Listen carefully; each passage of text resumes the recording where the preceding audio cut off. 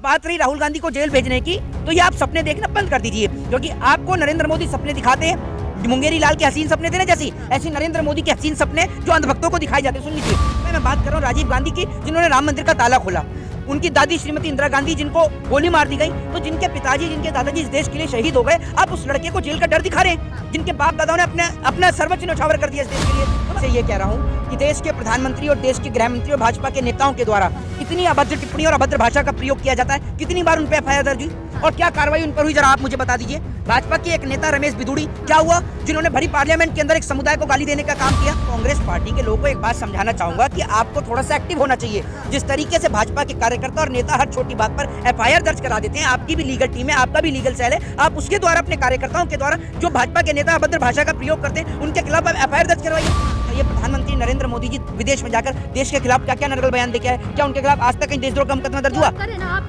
मैं आपसे एक बात ये कर रहा हूँ, भाजपा सरकार में मैं आपसे पूछ रहा हूँ, भाजपा सरकार में एफआईआर दर्ज भी होती है भाजपा नेताओं के खिलाफ? क्या लग रहा है जिस तरीके से पाया जा रहा है राहुल गांधी को, फिर जेल हो सकती है, एफआईआर होगी राहुल गांधी? देखिए, एक चीज मैं आपको बताता हूँ, नरेंद्र मोदी ने अपने अंधभक्तों को, अपने चेले चपाटों को सिर्फ सपना देखना सिखाया है। जिनके पिताजी ने इस देश के खातिर लोहा ले लिया, इस देश के खातिर अपने प्राणों की आहुति दे दी, देश के लिए शहीद हो गए। मैं बात कर रहा हूँ राजीव गांधी की, जिन्होंने राम मंदिर का ताला खोला, उनकी दादी श्रीमती इंदिरा गांधी जिनको गोली मार दी गई, तो जिनके पिताजी जिनके दादाजी इस देश के लिए शहीद हो गए, आप उस लड़के को जेल का डर दिखा रहे हैं, जिनके बाप दादाओं ने अपना सर्वोच्च न्यौछावर कर दिया इस देश के लिए। तो मैं अंधभक्तों को यही बताना चाहता हूँ कि अगर जेल की सलाखों के पीछे कोई रह के आया है तो वो है देश के गृह मंत्री, जो जेल की सलाखों के पीछे रहकर आए हैं। और बात रही राहुल गांधी को जेल भेजने की, तो ये आप सपने देखना बंद कर दीजिए, क्योंकि आपको नरेंद्र मोदी सपने दिखाते हैं मुंगेरी लाल के हसीन सपने थे ना, जैसी ऐसे नरेंद्र मोदी के हसीन सपने जो अंधभक्तों को दिखाए जाते हैं। सुन लीजिए, कभी 15 लाख रुपए का हसीन सपना इन्हें दिखाया जाता है, जिसे गृह मंत्री जुमला करार देते हैं, कभी इनको हवाई चप्पल से हवाई यात्रा का इनको जुमला दिखाया जाता है। तो प्रधानमंत्री का काम सिर्फ जुमला दिखाना और सपने दिखाना है, और उन सपनों को अंधभक्त हकीकत समझते हैं। लेकिन मुझे इतना तो पता है ना कि राहुल गांधी ने दिल्ली में भाषण दिया अपने नए कार्यालय में, और एफआईआर उन पे 1000 किलोमीटर दूर हुई। मैं आपसे ये कह रहा हूँ कि देश के प्रधानमंत्री और देश के गृह मंत्री और भाजपा के नेताओं के द्वारा इतनी अभद्र टिप्पणी और अभद्र भाषा का प्रयोग किया जाता है। कितनी बार उन पे एफआईआर दर्ज हुई और क्या कार्रवाई उन पर हुई, जरा आप मुझे बता दीजिए। भाजपा के एक नेता रमेश बिधूड़ी क्या हुआ, जिन्होंने भरी पार्लियामेंट के अंदर एक समुदाय को गाली देने का काम किया। आप मुझे बताइए, रमेश बिधूड़ी ने member of parliament Priyanka Gandhi के ऊपर अभद्र टिप्पणी करी, रमेश बिधूड़ी ने दिल्ली के मुख्यमंत्री अतीशी जी के ऊपर अभद्र टिप्पणी करने का काम किया, और एक बार नहीं 2 बार अभद्र टिप्पणी करने का काम किया। उनके ऊपर एफआईआर हुई क्या? आप मुझे बताइए। जब रमेश बिधूड़ी जेल नहीं गए तो राहुल गांधी कैसे? राहुल कांग्रेस वाले एफआईआर नहीं करा देना राहुल गांधी। मैं कांग्रेस पार्टी के लोगों को एक बात समझाना चाहूंगा कि आपको थोड़ा सा एक्टिव होना चाहिए। जिस तरीके से भाजपा के कार्यकर्ता और नेता हर छोटी बात पर एफआईआर दर्ज करा देते हैं, आपकी भी लीगल टीम है, आपका भी लीगल सेल है, आप उसके द्वारा अपने कार्यकर्ताओं के द्वारा जो भाजपा के नेता अभद्र भाषा का प्रयोग करते हैं उनके खिलाफ एफआईआर दर्ज करवाइए। जिस तरीके से राहुल गांधी को, आप एक बात मुझे बताइए, राहुल गांधी, सुन लीजिए, राहुल गांधी जब नीरव मोदी की बात करते हैं तो उसमें नरेंद्र मोदी करार दिया जाता है, तब राहुल गांधी के ऊपर एफआईआर दर्ज हो जाती है, उनकी संसद की सदस्यता चली जाती है। एक बात आप मुझे बताइए, तो जब प्रधानमंत्री स्टेटमेंट देते हैं और राहुल गांधी के लिए और उनके जो तमाम कार्यकर्ता हैं वो पप्पू शब्द का इस्तेमाल करते हैं, तब आप उनके ऊपर एफआईआर दर्ज कराते हैं, डिफॉर्मेशन मानहानि का मुकदमा दर्ज कराते हैं। देशद्रोही की एफआईआर दर्ज हुई है। मैं आपको एक बात ये पूछना चाहता हूँ कि कैसे देशद्रोही हो गए भाई राहुल गांधी? ऐसा क्या बोल दिया उन्होंने? स्टेट के साथ लड़ाई लड़नी है जी, स्टेट्स के साथ लड़ाई लड़नी है उन्होंने। नहीं, मैं आपसे बता रहा हूँ ना, तो लड़ाई लड़ने का मतलब क्या होता है? आज की डेट में लड़ाई वोट की लड़ाई है, वोट की लड़ाई है। लड़ाई का मतलब ये नहीं है कि आप किसी को मारे पीटे। उनके कहने का अर्थ और तात्पर्य ये था कि आप अपने वोट के माध्यम से लड़ाई लड़िए, और अपने वोट के माध्यम से जवाब दीजिए जो देश के लुटेरे हैं। राहुल गांधी के बयान के बाद लोग कितना सहम गए हैं। बाल्टी से दूध गिर गया 5 लीटर तो राहुल गांधी के खिलाफ एफआईआर करा दी। बाल्टी से 5 लीटर, जिनका एक बात ये तो मुझे आप पूछ लीजिए कि 5 लीटर दूध जिस अंधभक्त ने एफआईआर कराई है, 5 लीटर दूध कभी उसने एक साथ देखा है? मुझे लग रहा है 5 लीटर दूध एक साथ देख लिया होगा भरा हुआ, तभी उसने पलट दिया होगा, गलती से पलट गया।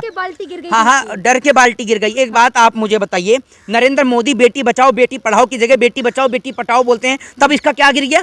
कहीं सोने की चैन पेन तो नहीं गिरी नाली में? तो मोदी के खिलाफ एफआईआर दर्ज करी। जब रमेश बिधूड़ी जो है देश की एक मेंबर ऑफ पार्लियामेंट के खिलाफ बयान देता है, तब तो इनकी बाल्टी वाल्टी नहीं लुढ़क गई? आप मुझे ये बताइए। जिस तरीके से भड़काऊ बयान दे रहे हैं, देशद्रोही जैसे बयान दे रहे हैं, उसको ओहो, प्रधानमंत्री तो बड़ा देश को जोड़ने वाले बयान दे रहे हैं, है ना? और दूसरी बात ये, आप मुझे एक बात बताइए, जिस आदमी के राहुल गांधी के स्टेटमेंट को लेकर बाल्टी गिर सकती है, उस आदमी का तो हार्ट अटैक नहीं आया जब मणिपुर की उसने घटना देखी, जब महिलाओं को निर्वस्त्र सड़क पर घुमाया जा रहा था? वो आदमी जिंदा है या मर गया? जिस आदमी ने ये नहीं देखा कि प्रज्वला रमन्ना ने कैसे हिंदू बेटियों की सीडी रिकॉर्ड करी। आपको क्या लग रहा है इस केस में क्या होगा? क्योंकि देखिए, दूध गिरा, किसी को नहीं पता कि दूध गिरा कैसे। असल में क्या है, अब भाजपाइयों की जिनकी औकात राशन खरीदने की नहीं है, हाँ। अब आप ऐसे लोगों को हाईलाइट करने का काम कर रही हैं। हाँ। मैं आपको एक बात बता रहा हूँ, ऐसे लोगों के लिए कहावत लागू होती है कि हाथी चले बाजार कुत्ते भौंके हजार। ऐसी एफआईआर से क्या फर्क पड़ता है? 150 रुपए का दूध गिरा है वो तो वो दे देंगे। नेम से राहुल गांधी के ऊपर मानहानि का केस हुआ, फिर उनको 2 साल की सजा हुई, फिर उसके बाद उनका घर खाली कराया गया। एक केस बहुत बड़ी अहमियत। वो आपको एक मिनट, मैं आपसे एक बात कह रहा हूँ, एक बात आप मुझे बताइए, डी फार्मेशन में 150 रुपए के दूध में जमीन आसमान का अंतर है। हाँ। समझ रहे हैं आप मुझे? और जो 150 रुपए का दूध, अब आप एक बात समझिए, 150 रुपए का उसने केस क्यों किया? अब ये भी सुन लीजिए, क्योंकि अंधभक्तों की हालत भाजपा सरकार में इतनी बुरी है कि जो भाजपा सरकार के राज में। और एक बात आप मुझे बताइए, जरा उससे ये पूछिएगा कि भारत के कौन से इलाके में वो रह पाए बिहार में, बिहार में कितने लीटर दूध था?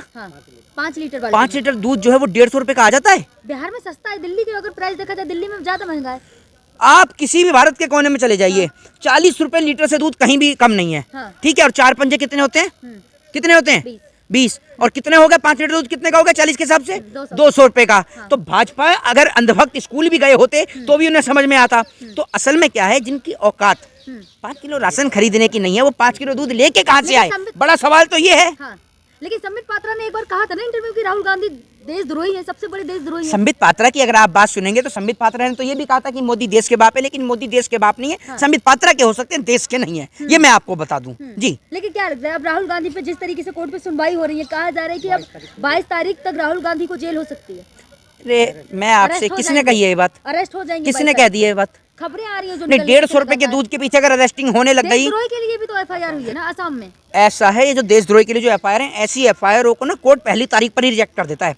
समझ रहे हैं? किया ना, कोर्ट ने सुनवाई डाल दी है। मैं आपसे ये कह रहा हूँ कि कोर्ट ऐसी जो चीजें ना इनको सुन के ही हटा देता है। और मैं आपको बता दूं, और उसके बाद में अगर चीजें साबित नहीं हुई ना, तो भाजपा के जो अंधभक्त हैं वो रिटर्न डिफार्मेशन के लिए भी तैयार रहे। ये बात मैं भाजपा के अंधभक्तों को सलाह देना चाहता हूँ। अब तक राहुल गांधी पे लगभग 50 से 60 केस हो चुके हैं। देखिए, मैं आपको एक चीज बता दूं, इस देश में केस तो सिर्फ उन्हीं लोगों के ऊपर होते हैं जो लोग कुछ करते हैं। घर में बैठे खाली आदमी के ऊपर कौन से केस होते हैं? और सबसे बड़ी बात यह है, कम से कम तड़ीपार तो नहीं रहे ना जो और भाजपा के नेता है जो तड़ीपार रह गए, कम से कम तड़ीपार तो नहीं है ना। जी, लेकिन क्या लग रहा है राहुल गांधी अब क्या करेंगे, आगे क्या होगा राहुल गांधी के साथ, जिस तरीके लगातार सवाल बंधे रहते हैं? मैं क्या आपसे, घर खाली होगा फिर से राहुल गांधी का? अरे क्या भांग भांग पी के आई हैं क्या घर से? कुछ क्या नशा वशा करने लगे हैं आप? ये किस तरीके? नहीं, आप मुझे ये बताइए, घर खाली किस बात के लिए घर खाली होगा? घर, अरे मैं आपसे कह रहा हूँ, सजा चाहे कुछ भी हो, घर थोड़ी खाली हो जाता है। वो मेंबर ऑफ पार्लियामेंट थे, जब उनकी सदस्यता गई तब उनका घर छीना था। आपको इस बात का वो नहीं है जानकारी है? तो घर कैसे चला जाएगा? अगर फिर सजा हुई तो जा सकता है ना? नहीं, कैसे एक बात आप मुझे दे, घर कैसे उनकी पता है ना घर खाली कैसे? मैं आपसे कह रहा हूँ, पहले मेरी बात सुन लीजिए। जिस केस के अंदर आपको पता है उस केस में कितने साल की सजा थी, जिसमें राहुल गांधी की संसद की सदस्य गई थी, तो जिसमें 2 साल से ज्यादा की सजा होती है, उसके अंतर्गत जो है संसद की जो सदस्यता है वो रिजेक्ट होती है। आपको ये बात पता है? तो फिर आप कैसे कह सकते हैं कि उनके घर चला जाएगा? है नहीं, मुझे आप ये बताइए ना। और एक बात आप मुझे बताइए, प्रधानमंत्री नरेंद्र मोदी जी विदेश में जाकर देश के खिलाफ क्या क्या नरगल बयान दे के आए? क्या उनके खिलाफ आज तक कहीं देशद्रोह का मुकदमा दर्ज हुआ? आप करेंगे एफआईआर? मैं आपसे एक बात ये कह रहा हूँ, भाजपा सरकार में, मैं आपसे पूछ रहा हूँ, भाजपा सरकार में एफआईआर दर्ज भी होती है भाजपा नेताओं के खिलाफ? होती है? मैं आपसे कह रहा हूँ, एफआईआर दर्ज होती है भाजपा नेताओं के खिलाफ? अगर एफआईआर दर्ज होती ना तो सबसे पहले रमेश बिदुड़ी पे होती, उसके बाद में जो भाजपा के, क्या बात कर रहे हैं, उनको सजा हो गई। मैं आपसे कह रहा हूँ सजा हो गई। अरे मैं आपसे पूछ रहा हूँ, सजा हो गई? एफआईआर दर्ज, मुकदमे दर्ज तो इनके ऊपर भी तो योगी आदित्यनाथ के ऊपर आज सब में क्लीन चिट मिल गई ना। प्रधानमंत्री को सब में क्लीन चिट मिल गई, क्योंकि आज ये खुद प्रधानमंत्री हैं तो अपने आप को तो क्लीन चिट दिलवाएंगे। जय हिंद, जय भारत, वंदे मातरम।